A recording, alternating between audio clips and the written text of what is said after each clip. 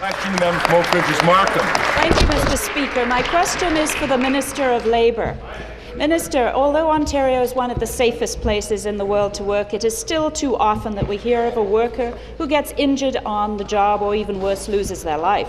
When our friends and family leave from work in the morning, we want to feel assured in knowing that they are safe at work and will come home at the end of the day. This House has been following the progress of the Health and Safety Review Panel led by Tony Dean. Last December, when Mr. Dean delivered his recommendations, it was named the largest overhaul of Ontario's health and safety system.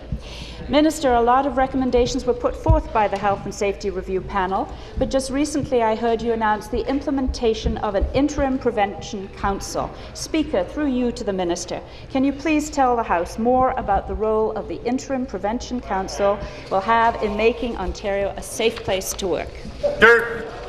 Thank you, Mr. Speaker. It is with great pleasure that I respond to the question. I congratulate Tony Dean and the members of the Health and Safety Review Panel for their consensus report and recommendation.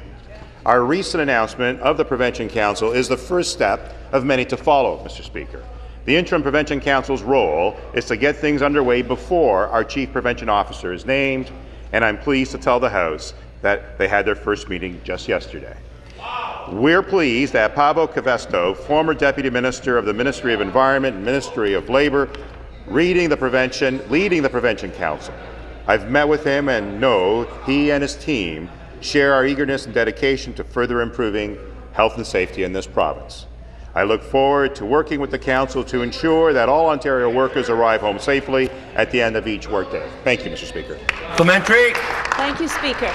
I certainly look forward to hearing updates from the Prevention Organisation as their work gets underway. However, there are 46 other recommendations that Mr. Dean and his panel delivered, leading me to believe there's still a lot of work to be done on health and safety in Ontario. Speaker, through you to the Minister, in addition to the appointment of the Prevention Council, can you tell the House about some of the changes we can expect to see in the near future that will make Ontario a safer place to work? Thank you, Speaker. The panel identified priority recommendations that the Prevention Organization will focus on.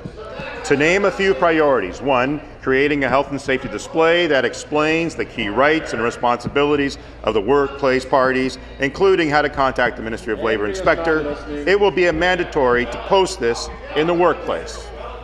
2, creating a mandatory health and safety awareness training for all workers and supervisors with frontline workers. And 3, the development of a mandatory entry-level training for construction workers is another priority, starting with consultations with stakeholders to determine those sectors that should be subject to a mandatory training for workers. Mr. Speaker, I look forward to working with the Interim Prevention Council, the Chief Prevention Officer, and implementing the recommendations from the panel. Thank you.